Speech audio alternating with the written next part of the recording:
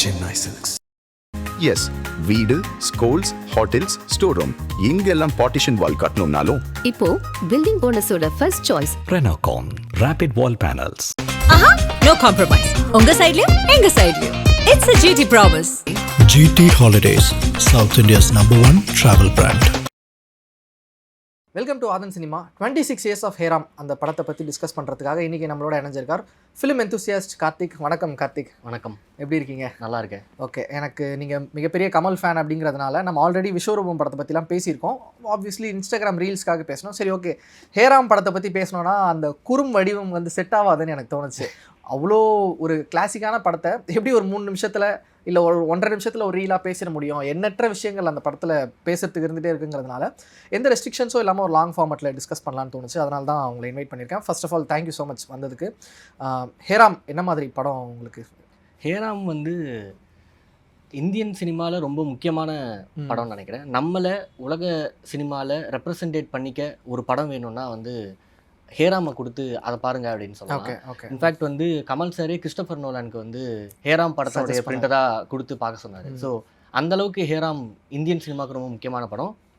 Politically காந்தியை நம்ம understand பண்ணிக்கிறதுக்கான ஒரு தளம் தான் ஹேராம். அதில் வந்து ஆன்டி காந்தியாக இருந்து லாஸ்ட் மூமெண்ட்டில் காந்தி கிட்ட போய் மன்னிப்பு கேட்டு காந்தியவாதியாக ஆகிற ஒரு ப்ரொட்டாகனிஸ்ட் இருக்கிற கதாபாத்திரம் தான். இன்ஃபேக்ட் காந்தி ஃபாலோவர் ஸ்டார்டிங்கில் எல்லாருமே ஆன்டி காந்தியாக தான் இருந்திருப்பாங்க அப்படின்ட்டு கமல் சார் அடிக்கடி சொல்லுவார்.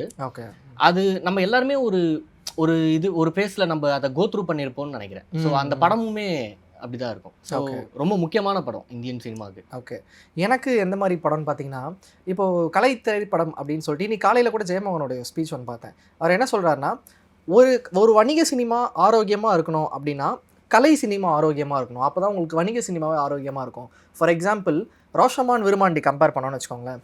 ரோஷமான் தான் அது பேர் என்ன சொல்லுவாங்க, 3 பெர்ஸ்பெக்டிவ் ஒரே விஷயத்தை மல்டிபிள் பெர்ஸ்பெக்டிவ்லேருந்து காட்டுறது இருக்குல்ல. ரோஷமான் வந்து ஒரு கம்ப்ளீட்டான கலைப்படம், விருமாண்டி வந்து ஒரு வணிக படம். ஸோ ஒரு வணிக படத்தை இந்த டெக்னிக்கில் நம்ம காட்டலாம் அப்படின்ட்டு நம்ம நினைக்கிறோன்னா அது ஒரு கலைப்படத்துலேருந்து தான் அதை எடுக்க முடியும். அதோட ரெஃபரன்ஸே இன்றைக்கி நீங்கள் தொழில்நுட்ப ரீதியாக ஸ்க்ரீன் பிளே டெக்னிக்ஸ் ரீதியாக ஒரு கலைப்படத்தில் அதை நீங்கள் ஸ்ட்ராங்காக எக்ஸ்பெரிமெண்ட் பண்ணால் தான் ஒரு வணிக சினிமா இயக்குனர் அதில் பார்த்துட்டு ஓகே இந்த பேட்டர்ன் ஒர்க் ஆகுது. நம்ம ஹைப்பர் லிங்க்லாமே அங்கே இருந்து தான் வந்தது, கலைப்படத்துல இருந்து தான் இந்த எல்லா டெக்னிக்ஸுமே. இன்னைக்கு கமர்ஷியல் சினிமாவில் பார்க்கக்கூடிய எல்லா டெக்னிக்ஸ்க்குமே ரூட் வந்து கலை சினிமா தான். அதிகபட்சமான கலை அம்சமும் வெறும் சில விஷயங்கள் கமர்ஷியல் ஆஸ்பெக்டும் சேர்த்து எடுக்கப்பட்ட ஒரு முக்கியமான திரைப்படம் தான் ஹேராம்.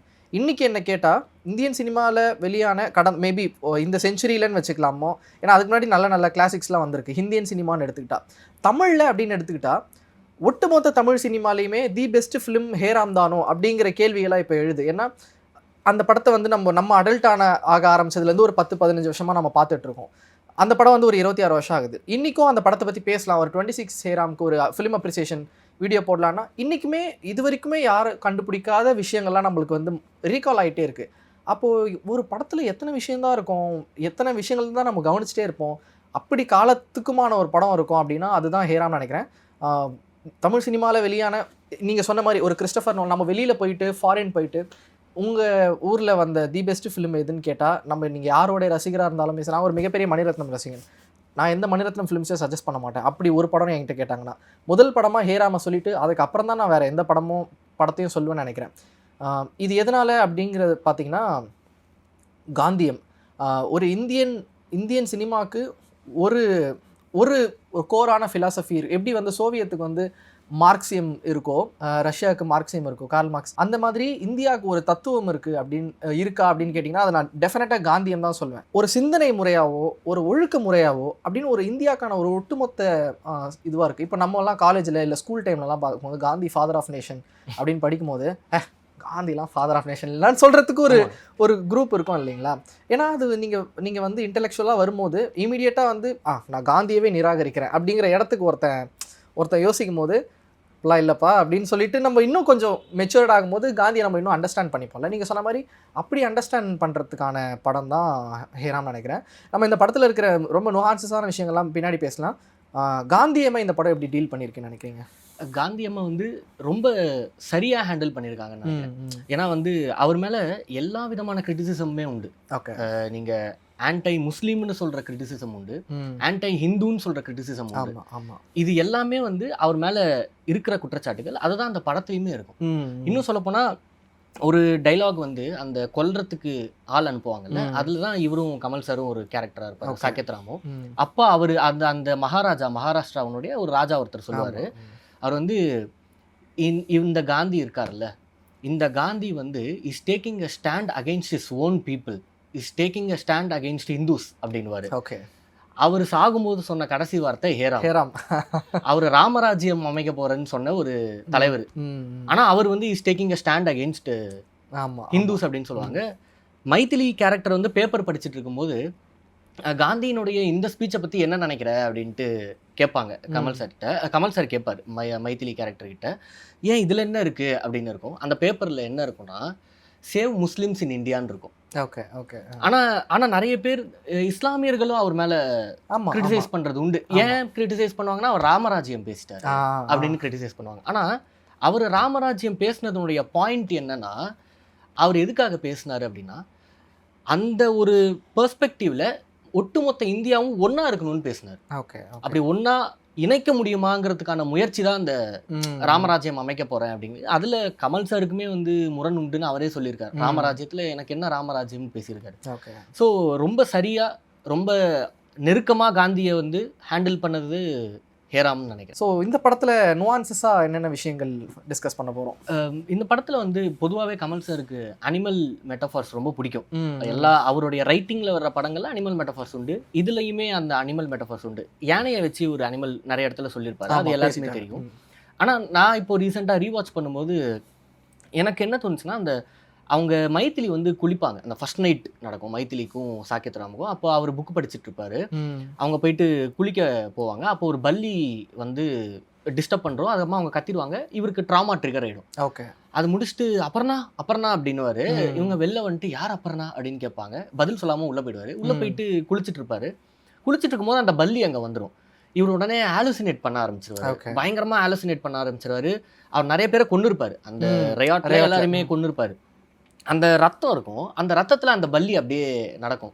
ஸோ அந்த பல்லி எப்படி அந்த ரத்தத்தில் இருக்கோ அந்த மாதிரி இவரும் ரத்தத்தில் மிதக்கிறாரு. அவர் ஒரு டைலாகும் சொல்லுவார் அபர்ணா கிட்ட, சாரி மைதிலி கிட்ட, என் கையெல்லாம் ரத்த கரை படைஞ்சிருக்கு, இதை நான் எப்படி உன்னை ஏற்றுக்கிறதுனே தெரியல, எல்லா உண்மையும் உங்ககிட்ட சொல்லி நான் எல்லா பார்த்து இறக்கணும்னு நினைக்கிறேன்ட்டு சொல்லியிருப்பாரு. ஸோ இந்த லிசர்டை வச்சு ஒரு மெட்டஃபார் ஒன்று சொல்லியிருப்பாங்க. இன்னொன்று வந்து அந்த ஹார்சஸ்லாம் வந்து ஒரு இடத்துல இருக்கும், அந்த மகாராஜா வச்சிருப்பாரு, ஒரு ஹார்ஸை சுட போவாங்க.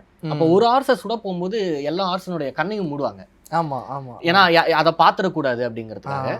ஸோ அதில் அந்த சீன் முடியும் போது ஷார்ட் எப்படி இருக்கும்னா, இவர் நின்றுட்டு இருப்பாரு, பின்னாடி வந்து ஒரு கண் கட்டின ஒரு குதிரை இருக்கும். அது எப்படின்னா லிட்டரலாக இவருடைய கேரக்டருடைய சிம்பாலிசம் தான் அது. அது இவருக்கு எப்படி பிளைண்டான ஒரு ஹேட்ரடோட இவர் இப்போ தன்னை போய் மூவ் ஆயிட்டு இருக்காரோ அந்த மாதிரி தான் அது. கண்ணை மூடிக்கிட்டு காந்தியை வெறுத்துக்கிட்டு இருப்பாரு. ஏன்னா எங்கேயோ ஒருத்தர் ரியாக்ட் பண்ணதுக்கு அதுக்கு காந்தி தான் காரணம், இஸ்லாமியர்கள் தான் காரணம்னு சொல்லிட்டு ஒரு பிளைண்ட் ஹேட்ரடோட சுத்துற ஒரு மெட்டஃபரா தான் நான் அந்த ஒரு மெட்டஃபரை பார்க்குறேன். ஓகே. எனக்கு ரைட்டிங்காக, டைலாக் ரைட்டிங்காக சொல்கிறேன், எஸ்பெஷலி சூப்பராக சில விஷயங்கள் பண்ணியிருப்பார். ஃபஸ்ட்டு அந்த ஆர்கியாலஜியில் கமலும் ஷாருக்கான் சாரும் 2 பேர் இருந்துட்டு இருப்பாங்க. அப்போ வந்து ஒரு டைலாக், பத்தான் கண்ட்ரோல், இவர் ஏதோ கோவப்பட்டு பேசிகிட்டு இருப்பார், சீக்கிரம் நம்மளெல்லாம் போக சொல்கிறாங்கன்ட்டு. பத்தான் கண்ட்ரோல் யுவர் ஆங்கர் டெம்பர், 5000 வருஷம் இங்கே தான் இருக்க போகுது, எங்கே போயிட போகுது அப்படின்னு கேட்கும்போது இவர் ஷாருக்கான் சொல்லுவார், குழந்தைங்க விளையாட பொம்மை வேணும்னு நினச்ச சிவிலைசேஷன், நம்மள மாதிரி ஆளுக்கு ஒரு கடவுள் வேணும்னு நினச்ச சிவிலைசேஷன் கிடையாதுன்னு. கமல் சார் வந்து அதெல்லாம் இருக்கட்டும் ராஜா, ஆனால் நம்ம இப்போ இருக்கக்கூடிய சிவிலைசேஷனுங்கிறது நம்ம இப்போ இருக்கிற சிவிலைசேஷனுங்கிறது அப்படின்னு பாஸு மேலே that's all gentleman come soon அப்படின்னு அங்கேருந்து உத்தரவு வரும். எஸ் சார் அப்படின்னு சொல்லிட்டு இவங்க 2 பேரும் சொல்லுவாங்க. அப்போது நம்ம முதலாளிகளோட சிவிலைசேஷனில் இருக்கோம் அப்படிங்கிறத அங்கே ஒரு பாஸ் விட்டுட்டு அதை அந்த கேபிட்டலிசமோ இல்லை முதலாளியோங்கிற வார்த்தையை கூட சொல்லாமல் அதை காமிக்கிறது இருக்குல்ல, அப்போ நம்ம அந்த இடத்துல புரிஞ்சுக்கணும், நம்ம எடுத்துக்கணும் அந்த இடத்துல, ஓகே இதை தான் மீன் பண்ண வராரு அப்படிங்கிறது.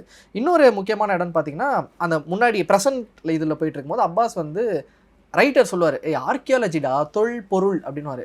அது வந்து அப்பாஸ்க்கு புரியாது, விடுப்பா நான் என்ன உன மாதிரி ரைட்டரா, வெறும் டாக்டர் அப்படின்வாரு. ஸோ நம்மளுக்கு இந்த டாக்டருங்கிறது வந்து இன்றைக்கி இருக்கிற சமூகத்தில் பெரிய பெரிய உயர் ப்ரொஃபஷன். அது பிள்ளைய டாக்டர் ஆகணும் அப்படிங்கிறதுலாம் பெருசாக இருக்கும், பெருசாக பார்ப்போம். ஆனால் அப்பாஸ் என்ன சொல்கிறாரு, நான் என்ன பண்ண ரைட்டரா வெறும் டாக்டர்ன்றாரு. அப்போது டாக்டரை விட ரைட்டரை வந்து அவர் பலபடி மேலே வைக்கிற இடம் இருக்குல்ல, இது கமல் சாரால் மட்டும் தான் எழுத முடியும். ஏன்னா அவருக்கு லிட்ரேச்சரோட வேல்யூ என்னங்கிறது தெரியும். இப்போ கூட ரீசெண்டாக விஷ்ணுபுரம் இலக்கிய வட்டத்துக்கு அவர் ஒரு வீடியோ பேசி போட்டிருந்தாரு. அப்போ அது இருக்குல்ல, அது ஒன்று. இதே மாதிரி ரைட்டரை முன்னிலைப்படுத்துகிற இடம், இதை விட பெரிய இடம் எதுனா காந்தியோடைய கிரேட் கிராண்ட்சன் வந்து சந்திக்கிற இடம், இந்த ரைட்டரை சந்திக்கிற இடம். அப்போ வந்து காந்தியோட கொள்ளு பேரை வந்து சொல்லுவார், நான் உங்கள் புக்ஸ்லாம் படிச்சிருக்கேன், ஐம் யுவர் ஃபேன் அப்படின்னா, ஐம் யுவர் ஃபேன் டூ அப்படின்னு காந்தி மேலே இருக்கிற ஃபேசினேஷனில் சொல்லுவார். அப்போ அவர் என்ன சொல்லுவார்னா, நோ நீங்கள் தப்பாக நினச்சிட்டீங்க, you might be my great grand father son, I'm just a great grand son but you're a great writer அப்படின்வார். அப்போ தான் அவனுக்கு புரியும், ஓகே நம்மளை எவ்வளோ அண்டர் எஸ்டிமேட் பண்ணியிருக்கோங்கிறது இருக்குல்ல. அப்போ ஒரு காந்தியோடைய பேரனே ஒரு எழுத்தாளனை எப்பேற்பட்ட இடத்துல வைக்கிறான் அப்படிங்கிறது இருக்குல்ல, அது அவனுக்கு காந்தியோடைய ரூட்லேருந்து வருது, காந்தியோடைய சிந்தனை முறையிலேருந்து வருது. அதுதான் கமல் சாருக்கும் அங்கேருந்து வரதுனால தான் சமூகத்தில் யார் பெரிய ஆள் அப்படிங்கிறது இருக்குல்ல. அந்த ரைட்டிங் டைலாக்ஸ் சொன்னீங்களே, ஸோ அந்த டைலாக்ஸில் எனக்கு ரொம்ப நிறைய இடங்கள் ஷார்ப்பாக இருக்கும். அதில் ரொம்ப ஷார்ப்பாக வந்து வியக்க வைக்கிற அளவுக்கு சாக்கேத்ராம் வயசாகி இருக்கும்போது பேரை வந்து ஹாஸ்பிட்டலுக்கு கூட்டிகிட்டு போயிருக்கும்போது ஒரே ரயாட்ஸாக இருக்கும். அப்போ ரயாட்ஸாக இருக்கும்போது இந்த ரிலீஜியனும் பாலிடிக்ஸும் சேரவே கூடாது அப்படின்னே எனக்கு பிடிக்கவே பிடிக்காது அப்படின்ட்டு இவர் சொல்லுவார், பேரை சொல்லுவார். அதுக்கு அப்பா சொல்லுவார் சோடஸ் காட் அப்படின்வாரு. அதுக்கு அடுத்த டைலாகே இவர் சொல்லுவார், இது ரெண்டும் சேரவே கூடாது, செக்ஸ் அண்ட் வைலன்ஸ் மாதிரி ஒன்றாவே இருக்கக்கூடாது அப்படின்னு சொல்லுவார். அதாவது நம்ம ஊரில் இப்போ என்ன அரசியல் நடந்துக்கிட்டு இருக்குன்னா, ரிலீஜனை வச்சு தான் பெரும்பாலான அரசியல்கள் நிகழுது. ஸோ இதை வந்து அது எவ்வளோ ஆபத்தானது, அது எவ்வளோ ஆபத்தாக முடியக்கூடுங்கிறதுக்கும் ஒரு அப்படி ஒரு படம் தான் ஹேராமும். அந்த டைலாக்குமே அதை தான் சொல்லுது. பாலிடிக்ஸும் ரிலீஜனும் வந்து தள்ளி இருக்கணும் அப்படின்ட்டு சொல்லக்கூடிய ஒரு டைலாக் இருக்குல்ல, ரொம்ப ஷார்ப்பான ஒரு டைலாகு. இன்னொன்று, அந்த ஸ்ரீராம் அபயங்கர் வந்து முதல்ல இவர் சாக்கேத்ராம் கொலைலாம் பண்ணிட்டு அடுத்த நாள் காலையில் இது பண்ணும்போது, ஏன் நீ இவ்வளோ இது பண்ணுற, கொலை பண்ணதுக்கெலாம் ஏன் இவ்வளோ இது பண்ணிட்டு இருக்க, இது வந்து நீ பண்ணது வந்து உன் கடமை அப்படின்னுவாரு. கடமையா அப்படின்ட்டு அவர் பார்த்துட்டு இருப்பாரு. நான் வந்து சாதாரணமாக ஆள், உங்களை மாதிரி கொள்கையெல்லாம் எனக்கு இல்லை, கோவத்தில் பண்ணிட்டேன் நான் அப்படின்னு சொல்லிட்டு இது பண்ணிட்டு இருப்பாரு. நான் போய் சரண்டர் ஆக போகிறேன், எங்கே சரண்டர் ஆக போகிறேன், சட்டம் லீவுக்கு போயிருக்கு, நாம தான் சட்டத்தை கையில் எடுத்துக்கணும், கொலை குத்தம்னா யுத்தமும் குத்தம் தானே அப்படின்னுவாரு. ஸோ அதுவுமே வந்து அவரு வந்து ஒரு ஆன்டகனிஸ்ட் தான் அது. ஆனா என்னன்னா, கமல் சார்னுடைய அவர் மரண தண்டனைக்கு எதிரானவர் கமல் சார். ஸோ அப்போ அதை தான் வந்து அந்த அவர் போர்களுக்கும் எதிரானவர் தான்.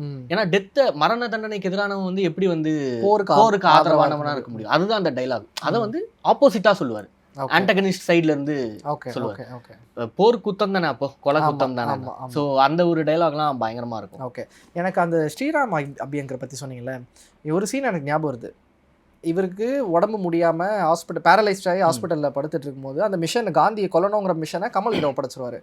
அப்போது எனக்கு என்ன தோணுச்சுன்னா, இப்போ யூஸ்வலாக நம்ம வந்து இந்த வாராகவும் இருக்கட்டும் இல்லை வயலன்ஸாகவும் இருக்கட்டும் கொண்டு வந்து பேட்ரியார்கி பேரில் எழுதுகிறோம்ல, நம்மளே இந்த பாயிண்ட்டை சொல்லியிருக்கோம், விஸ்வரூபமில் அதுதானே பேசணும்.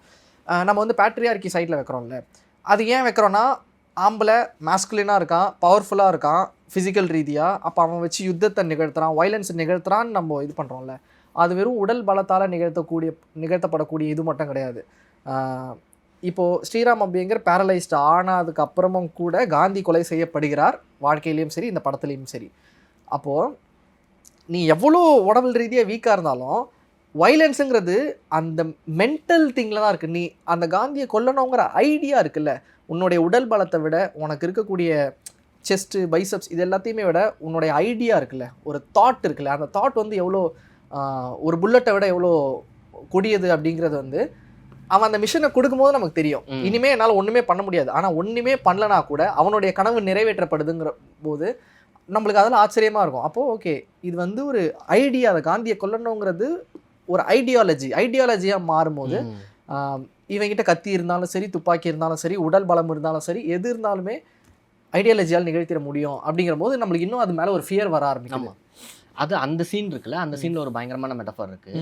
இவர் படுத்த படுக்கையில் இருப்பார், அவர் நெஞ்சில் தான் அந்த இதுவை வைப்பாங்க, துப்பாக்கியை வச்சு, இனிமேல் அதை நீ கேரி அவுட் பண்ணு அப்படின்னு சொல்லுவார். பக்கத்தில் ஒரு ஃபோட்டோ இருக்கும், அந்த ஃபோட்டோவில் வந்து ஹனுமன் வந்து நெஞ்சை இது பண்ணி உள்ள சீதாவும் ராமரும் இருப்பாங்க. ஹனுமனுக்கு தான் நெஞ்சு ஃபுல்லா இருக்கிறது சீதாவும் ராமரும் மட்டும்தான்.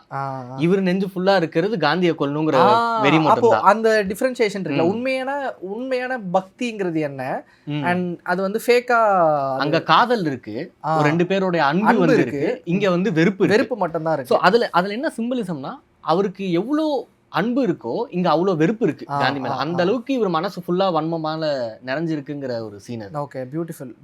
இப்போ வந்து குருதி புனல்ல வந்து ஒரு டைலாக் இருக்கும். அவர் வந்து பத்ரி கிட்ட பேசுவார். எல்லா மனுஷனுக்கும் ஒரு பிரேக்கிங் பாயிண்ட் இருக்குது பத்ரி, இயற்கையின் நேதி அப்படின்னு சொல்லிட்டு போவார். அந்த பிரேக்கிங் பாயிண்ட் வந்து ஹேராமில் இருக்கும்.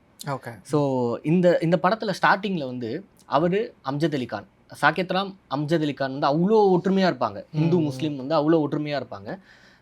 பாபர் என்றாலும் ராமர் என்றாலும் எல்லாமே கோடு ஒன்று தான் சகோதராங்கிற மாதிரி பாட்டெலாம் வரும். நம்ம நட்பை பிரிக்க முடியாத சகோதராங்கிற மாதிரிலாம் லைன் வரும். ஓகே. இவருக்கு ஒரு பிரேக்கிங் பாயிண்ட் நடக்குது. அது வந்து அபர்ணாவுடைய டெத்து. அந்த பிரேக்கிங் பாயிண்ட்ல இருந்து டோட்டல் கான்ட்ராஸ்டாக மாறுறாரு. ஒட்டுமொத்த ஒரு ரிலீஜியன் மேலேயுமே எவனோ ஒருத்தன் பண்ண தப்புக்காக இருக்கு வெறுப்பு வருது. ஸோ அந்த பிரேக்கிங் பாயிண்ட் தான் இங்கே ஒவ்வொரு மனுஷனுக்கும் ஒரு பிரேக்கிங் பாயிண்ட் இருக்குன்றது. இந்த பிரேக்கிங் பாயிண்ட்லேருந்து அவர் கம்ப்ளீட்டாக ஹேட் ட்ரிவனாக மாறிடுவார். ஸோ அதில் ரொம்ப முக்கியமான ஒரு விஷயம் வந்து எப்போவுமே ஒருத்தர் லோவாக இருக்கும்போது அவன்கிட்ட நம்ம சைக்காலஜிக்கலி நம்ம என்ன விதைக்கிறோமோ அது அவனுக்கு பயங்கரமாக ஈர்க்கப்படுவான். அந்த டைமில் தான் வந்து அபியங்கரை பார்ப்பான், ஸ்ரீராம் அபியங்கரை பார்ப்பான். அப்போ தான் ஒரு புக்கை கொடுப்பான், பேன் பண்ணப்பட்ட ஒரு புக்கு கொடுப்பான். ஸோ அந்த புக் என்னன்னு எல்லாருக்குமே தெரியும், யார் எழுதுனாங்கிறது தெரியும். அந்த புக்கு படிச்சுக்கிட்டே இருப்பாப்புல. அந்த புக்கு படிக்கும்போது கூட அந்த ஃப்ளைட்டில் வரும்போது கூட இது என்ன புக்கு, அப்படி என்ன பேர் தெரியாத அளவுக்கு மறைச்சி வைக்கிற அளவுக்கு கெட்ட புக்கா அது அப்படின்னு வைஃப் கேட்பாங்க. ஸோ இந்த புக்கினுடைய இன்ஃப்ளூயன்ஸ், அவருடைய பிரேக்கிங் பாயிண்ட்ல நடந்த ஒரு இன்ஃப்ளூயன்ஸ், பேடான இன்ஃப்ளூயன்சஸ்லாம் அவர் ஆளையே கம்ப்ளீட்டாக மாற்றிருக்கும். ஸோ இது வந்து ரைட்டிங்கில் ஒரு பயங்கரமான ஒரு ஆர்க். இது ஒருத்த வந்து ப்ரொட்டகனிஸ்டாக ஒரு நல்ல ஒரு கேரக்டராக இருந்து உடஞ்சி வேற ஒரு ரூட்டு போய் மறுபடியும் திருப்பியும் தன்னுடைய சுயநிலைக்கு வர்றது இருக்குல்ல, அது ஒரு பியூட்டிஃபுல்லான ஒரு ஜேர்னியாக அதை பண்ணியிருப்பார். இன்னொன்று, உமன் கேரக்டர்ஸ்லாம் ரொம்ப தைரியமாக இருப்பாங்க. புருஷன் சொன்னால் அப்படியே கேட்டுக்கிறது, பயந்துக்கிட்டு இருக்கிறது அப்படிலாம் இருக்க மாட்டாங்க. ரொம்ப சேலஞ்சிங்காக தான் இருப்பாங்க. சேலஞ்சை வெல்கம் பண்ணுற மாதிரி இருப்பாங்க. இன்னும் மைத்திலி வந்து அவங்கள பொண்ணு பார்க்க வருவாங்க சாகேத் ராம்லாம். அப்போ பாட்டு பாடி காமிப்பாங்க. பாட்டு பாடி காமிக்கும் போது இவங்க வந்து ஹை பிச்சில் எடுத்துருவாங்க. எடுத்தோடனே பின்னாடி அவங்க அம்மா அவங்க பாட்டிலாம் போச்சு, வாய்ஸ் போயிடும், மிஸ் பண்ணுற போறா அப்படின்னு நினைக்கும் போது இவ கரெக்டாக பாடிடுவா, காதை மூடிப்பாங்க. கரெக்டாக பாடிட்டு பின்னாடி திரும்பி ஒரு லுக்கு பெருமையாக லுக் விடுவா, அப்பாடா அப்படின்ட்டு அவங்கெல்லாம் சந்தோஷப்படுவாங்க. அவங்க வந்து அவர் ஹஸ்பண்டு, இவங்க ரொம்ப சின்ன பொண்ணு, வயசுல சின்ன பொண்ணு. That doesn't mean she is minor, but வயசுல சின்ன பொண்ணு. அப்போ வந்து அவரே சொல்லுவார், நீ ரொம்ப சின்ன பொண்ணு, உனக்கு தெரியாது, சின்ன பொண்ணுலாம் இல்லை, நான் மைனர்லாம் இல்லை, நம்ம வந்து கரெக்டான இதில் தான் கல்யாணம் பண்ணியிருக்கோம், என்னன்னு சொல்லுங்க அப்படின்னுவா. அவர் வந்து இவங்க வந்து ப்ரோ காந்தி பேசுவாங்க, அவங்க ஆன்டி காந்தி பேசுவாங்க. அவங்க சொன்னால் அப்படியே அமைதியாக கேட்டு போயிடுறதுலாம் கிடையாது. புதுசாக ஒரு ஆள் ஸ்ரீராம் அபியங்கர் வருவான், அவன் வந்து கொலை பண்ணுறதெல்லாம் குத்தம் இல்லை, ஹண்ட் பண்ணுறதெல்லாம் ஒன்றும் குத்தம் இல்லைன்னு பேசும்போது, ஒரு ஓனாய் உங்கள் குழந்தைய தூக்கிட்டு போயிட்டா என்ன பண்ணுவீங்க அப்படின்ட்டு தைரியமாக கேட்பா. அதுக்கு அவன் ஒரு பதில் சொல்லுவான், அதை ஓனாயினுடைய பெர்ஸ்பெக்டிவ்லேருந்து பார்த்தா தான் தர்மம் தெரியும்னு. எந்த இடத்துலையுமே வந்து அந்த உமன் அப்படிங்கிறவங்க வந்து அப்படியே சாஃப்டாக புருஷன் சொல்லிட்டாம்பா அப்படின்னு கிடையாது. இதில் என்னென்னா அவங்க பிராமின் பேக்ரவுண்டில் இருந்து வரவங்க, அந்த என்ன சொல்கிறது, அந்த கம்யூனிட்டிக்குள்ளே இருக்கக்கூடிய ரெஸ்ட்ரிக்ஷன்ஸ் என்ன அப்படிங்கிறது நம்ம இத்தனை நாளாக இது பண்ணியிருக்கோம். மணிரத்னமோட ஏர்லி ஃபிலிம்ஸ்லாம் வந்து அதை காமிச்சிருக்கோம். ஆனால் அந்த கம்யூனிட்டியில் இந்த கதைப்படி அவங்க இன்னும் முன்னேறிய மாடர்ன் இதெல்லாம் இல்லை. அது 2000 எடுக்கப்பட்டிருந்தாலும் அதோட பீரியடுங்கிறது ரொம்ப பழசு. அப்போவே அவங்க எவ்வளோ அந்த ஃபேமிலி வந்து ஏற்றத்தாழ்வு இல்லாமல், ஐ மீன் அட்லீஸ்ட் ஜெண்டர் விஷயத்தில் ஏற்றத்தாழ்வு இல்லாத ஒரு ஜெண்டர் விஷயத்தில் கரெக்டாக சொன்னீங்க. என்னன்னா எல்லாம் தந்தி வந்திருக்கும், காந்தியை கொல்றதுக்கு தந்தி வந்திருக்கும், கோன் வித் யுவர் மிஷன் அப்படின்ட்டு ஒரு தந்தி வந்திருக்கும். எல்லாரும் வெளியே போயிருப்பாங்க, அதாவது போய் பூஜை பண்ணிட்டு வருவாங்க, இவரை சர்ப்ரைஸ் பண்ணுறதுக்காக போகிறாங்களா ப்ரெக்னென்ட் ஆகிட்டதை சொல்லிட்டு. அப்போ வந்து ஒருத்தர் வருவார், வந்தோடனே தந்தி வந்திருக்கு மாமா இல்லையா, எல்லாம் வெளியே போயிருக்கா, சே உள்ளவா, உள்ள வர்றதா அப்படின்ட்டு கேட்பாரு. வாயா அதான் மாமா இல்லைன்னா அவருக்கு அது இல்லை, மைண்டில் அது இல்லை. அவருக்கு வந்து இருக்கிற ஒரே ஒரு கெட்ட எண்ணம்னா அது காந்தியை கொல்றது மட்டும்தான். இந்த ஏற்றத்தாழ்வுகள்லாம் அவருக்கு கிடையாது. ஸோ இது வந்து நீங்கள் சொன்ன அந்த ஒரு பிராமன் அந்த ஒரு இது இருக்குல்ல, ஸோ அந்த கேரக்டருக்கு ஒரே ஒரு இது வந்து அதுவுமே அந்த பிரேக்கிங் பாயிண்டால தான். இல்லைன்னா மேபி அது கூட இல்லாமல் இருந்திருக்கும். Yeah. ஆமா ஆமா. அந்த அவங்க அம்மாவுமே சொல்லுவாங்க, நம்ம ஃபாஸ்டிங் இருந்தால் மயக்கம் வரும், காந்தி ஃபாஸ்டிங் இருந்தால் சுதந்திரம் வரும். இது எந்த அளவுக்குன்னா மைத்திலி மட்டும் இல்லை, அவங்க அம்மாவுமே ப்ரொக்ரெசிவாக தான் இருப்பாங்க. அவங்க அம்மா வந்து அவங்க சாகேத் ராமுடைய அக்கா வந்து பெரியம்மா வந்து மயக்கம் போட்டு விழுந்திருப்பாங்க, சாப்பிடாம இருந்து மயக்கம் போட்டு விழுந்திருப்பாங்க. டாக்டர் பார்த்துட்டு நமக்கு எதுக்கு இந்த வயசுல உண்ணாவிரதம்லாம் அப்படின்ட்டு கிண்டல் பண்ணுவார். அதுக்கு அவங்க அத்தை கேட்பாங்க, மைத்திலியோட அம்மா, என்ன இது காந்தியை கேலி பேசுகிற மாதிரி இருக்குது அப்படின்னா, இல்லை கேலிலாம் பேசலை, எதுக்கு நம்ம வயசான காலத்தில் அப்படின்ற மாதிரி ஒன்று சொல்லுவார். நாம் உண்ணாவிரதம் இருந்தால் மயக்கம்தான் வரும், காந்தி உண்ணாவிரதம் இருந்தால் சுதந்திரம் வரும் அப்படின்வாங்க. ஸோ எந்த விதத்துலையுமே அவங்க வந்து காந்தியவும் விட்டு கொடுக்க மாட்டாங்க. நீ வந்து இப்படி பேசுகிறாங்கிறதுக்காக நான் அமைதியாக போகணும் அப்படின்ட்டும் கிடையாது அப்படின்னு சொல்ல மாட்டாங்க. அப்புறம் இந்த படத்தில் ஹாலுசினேஷன் அப்படிங்கிறது வந்து மாடர்ன் சினிமாவில் ரொம்ப பார்க்குறோம் யூஸ் பண்ணுறது. ஆனால் ஒரு ஏர்லி 2000s அந்த ஹாலுசினேஷன் அது எவ்வளோ முக்கியத்துவமாக இருக்குது இந்த படத்தில். அந்த படம் ஸ்டார்ட் ஆகுறதே அவங்க பேரன் சொல்லுவார், பேரும் சாகேத் ராம் தான் நினைக்கிறேன். அவங்க வந்து சொல்லுவாங்க, இவர் சொல்கிற கதைகளில் எது உண்மை எது பொய்னே சொல்ல முடியாது, அந்த அளவுக்கு ஃபிக்ஷனை கலந்து சொல்லுவார் அப்படின்ட்டு தான் ஆரம்பிக்குமே கதையே. படம் போக போக இவர் எல்லா இடத்துலையும் போவார், அங்கே இங்கே கராச்சி அது இதுன்னு போயிட்டே இருக்கும்போது இந்த மைத்திலியை வந்து கூட்டு போவார்ல, நீ வா அப்படின்னு சொல்லிட்டு கூட்டு போகும்போது ஒரு தாத்தா ஒருத்தர் இந்த ஜோசியம் பார்க்குற ஜாதகம் பார்க்குறவரெல்லாம் வந்து அவனுக்கு புத்தி சுவாதீனம் இல்லைன்னு சொல்லிட்டே இருப்பாங்க. அவங்க ஃபேமிலியும் அதை தான் சொல்லுவாங்க, ஏன் அவனுக்கு புத்தி சுவாதீனம் திரும்பவே இல்லை, அவன் வந்து கூட்டு போயிட்டு இருக்கானே அப்படின்ட்டு சொல்லிட்டே இருப்பாங்க. அதே மாதிரி இவருக்கு அந்த ட்ராமாவில் இவருக்கு நிறைய ஹாலுசினேஷன் நடந்துக்கிட்டே இருக்கும்.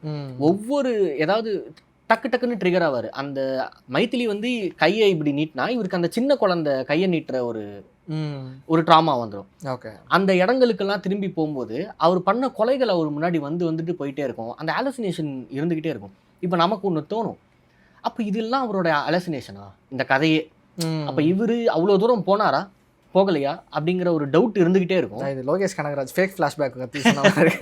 ஆனால் இது ஃபேக் இல்லை. Okay okay.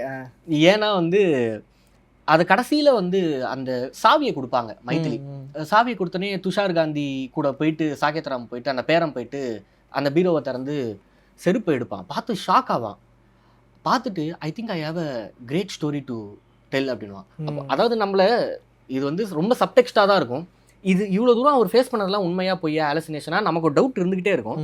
ஆனால் அந்த செருப்பை பார்த்தோன்னே கன்ஃபார்ம் ஆகிடும், ஓகே ஓகே இது உண்மைதான் அப்படின்ட்டு. அது வரையும் அந்த ஹாலுசினேஷன் எடுத்துகிட்டு போயிட்டே இருந்திருப்பாங்க. அது என்னன்னா அது சிம்பிளி அவருக்கு அந்த போஸ்ட் ட்ராமேட்டிக் டிசார்டர் தான். அந்த அபர்ணாவுடைய மரணம் அவருக்கு ஏற்படுத்தின தாக்கம் இருக்குல்ல, அந்த பிளட்டு பார்த்துட்டு கூட சொல்லுவார் சாகேத் இவரு அம்ஜத் அலிகான் ரத்தத்தை பார்த்துட்டு கூட அபர்ணா அப்படின்னு முதல் வார்த்தை அபர்ணா தான் வரும். ஸோ அந்த அளவுக்கு அவர் ட்ராமடைஸ் ஆயிருப்பாங்க. சைக்காலஜிக்கலாகவும் பயங்கரமா அந்த கேரக்டரை ஹேண்டில் பண்ணியிருப்பார் கமல் சார் ரைட்டிங்ல. இந்த படத்துல காந்தியோட கேரக்டரைசேஷனை ஸ்ட்ரக்சர் பண்றதுங்கிறது இருக்குல்ல, ஏன்னா அது ரொம்ப ரொம்ப சேலஞ்ச். நம்ம காந்தியவே ஒரு கதாபாத்திரமா கொண்டு வரணும்னா அதுக்கு எவ்வளவு உழைப்பு போடணுங்கிறது இருக்கு. கமல் சார் என்ன மாதிரியான உழைப்பு போட்டிருக்காரு இதுல வந்து அவர் நிறைய ஆப்வியஸா எல்லாருமே ரிசர்ச் பண்ணிட்டு தான் பண்ணுவோம். அவர் பயங்கரமா பண்ணியிருப்பார். நாமெல்லாம் வந்து 8 அடி பாஞ்சா ஒரு எங்கேயோ பாய்வார். ஏன்னா அடிப்படையில் அவர் ஒரு காந்தியவாதி, ரொம்ப அவருக்கு ஃபேவரட்டான ஏரியா. யா, ஸோ அது வந்து என்னன்னா ஆக்சுவலாக ஒரு இன்டர்வியூலையோ எதுலையோ சொல்லியிருப்பாருன்னு நினைக்கிறேன். ஸோ அப்போ வந்து ஆக்சுவலாக அந்த கிளைமேக்ஸில் அம்ஜத் அலிகான் ஃபேமிலியோட சாகேத் ராம் போய் காந்தியை பார்க்குற ஒரு இடம் இருக்குல்ல, அதுக்கு முன்னாடி ஒரு வயசானவர் வந்து காந்தி கிட்ட பேசிட்டு இருப்பாங்க. பேசிட்டு இருக்கும்போது அவர் சொல்லுவாங்க, அந்த தாத்தா, அந்த வயசான தாத்தா சொல்லுவார், இன்னும் ஏன் இங்கே இருக்கேள், போக வேண்டியதானே, இங்கிலீஷில் தான் சொல்லுவார். கோவேனா எங்கெங்கே போகிறதுன்னு காந்தி கேட்பாரு. எங்கேயாவது போங்க, இல்லைனா நம்மள மாதிரி வயசானவங்கலாம் போகிற ஹிமாலயாஸுக்கு போங்க, இங்கே ஏன் இருந்து எங்களை இது பண்ணுறீங்க அப்படின்னு கேட்பாங்க. என்னுடைய ஹிமாலயாஸ் இதுதான். ஒரு சிலர் என்னை போன்றாங்க, ஒரு சிலர் என்னை இருன்றாங்க, நான் யார் சொல்கிறத தான் கேட்குறது அப்படின்னு உடனே கூட இருந்த ஒருத்தர் வந்து ஏ ஸ்டாப் இட், நிறுத்துங்க, என்ன பேசுறதுன்னு தெரியலையா அப்படின்னு காந்தி ஒன்று சொல்லுவார். ஆனால் விடுப்பா, கோவத்தை ஏன் மேலே காட்டட்டும், ஏதோ ஒரு முஸ்லீம் சகோதரர் மேலே காட்டுறதுக்கு ஏன் மேலே காட்டிட்டு போட்டோம் அப்படின்னு சொல்லிட்டு அப்படி போகிறது இருக்குல்ல. அது முடிச்சுட்டு அப்படியே போனால் அம்ஜத் அலிகான் ஃபேமிலி சாகேத் ராம் இருப்பாங்க. அந்த ஃபேமிலியெல்லாம் துக்கம் விசாரிச்சுட்டு இவர் சாகேத் ராமை பார்த்துட்டு ஒரு டைலாக் ஒன்று சொல்லுவார். You know Ram, I am willing to take all this communal ஹேட்டட் in a form of bullet.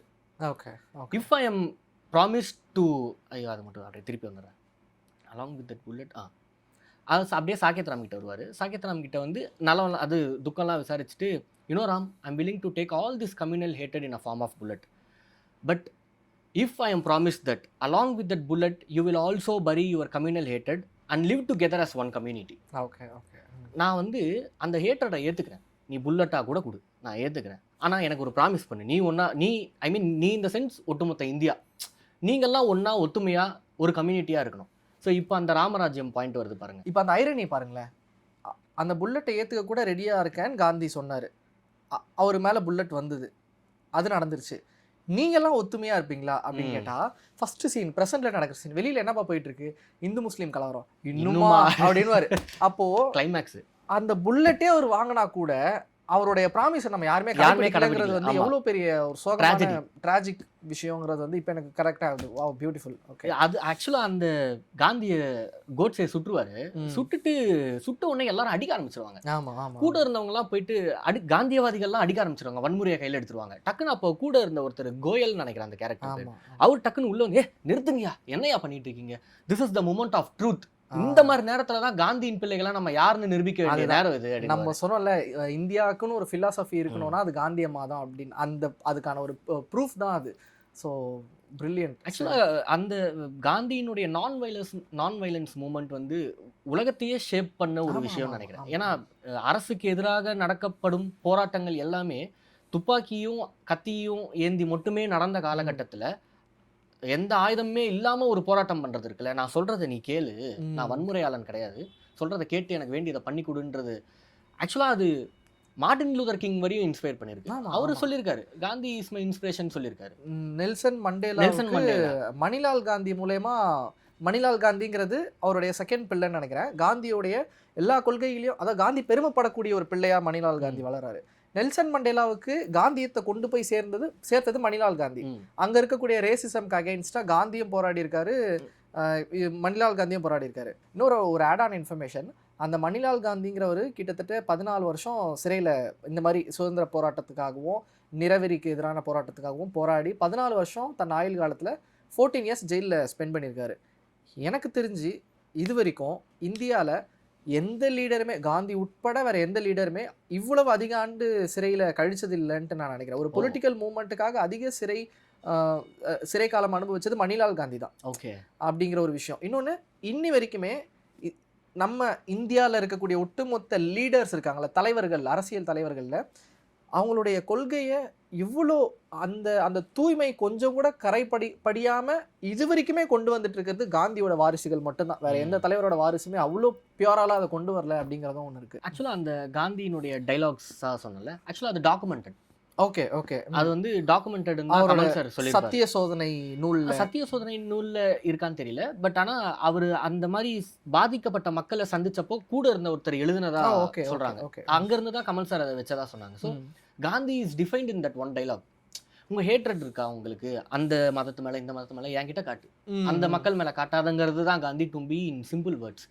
அதுதான் அந்த க்ளோசிங் இமேஜ் இருக்குல்ல, அந்த படம் முடியும் போது காந்தியினுடைய இமேஜ் போட்ட ஒரு விண்டோ இருக்கும், பெரிய விண்டோ, அதை திறப்பாங்க, திறந்தோடனே ஒரு ஓப்பன் ஸ்பேஸ் இருக்கும். அதுதான் காந்தியோட லைஃப். ஓகே ஓகே, அவர் ஒரு திறந்த புத்தகமா தான் இருந்திருக்காரு எப்பவுமே, எல்லாத்தையுமே அக்செப்டிங்கா ஒரு ஓப்பன் ஒரு பர்சனா தான் இருந்திருக்காரு. ஸோ அது சிம்பிள் ரெப்ரசன்டேஷன் ஆஃப் காந்தி தான் பாக்குறேன். முடிக்கும் போது கூட அதை எவ்வளோ பியூட்டிஃபுல்லாக முடிச்சிருக்காருங்கிறது. ஆக்சுவலி தேங்க்யூ ஸோ மச் இவ்வளோ நேரம் பேசினதுக்கு. ஸோ 26 இயர்ஸ் ஆஃப் ஹேராம் நம்ம வந்து ரொம்ப ஷார்ட்டாக இந்த வீடியோ இது பண்ணலாம்னு நினச்சோம், பட் இது ரொம்ப ஒரு பாட்காஸ்ட் மாதிரி எக்ஸ்டெண்ட் ஆயிருக்கு. Thank you so much. இன்னொரு முக்கியமான படத்தில் சந்திப்போம். நன்றி.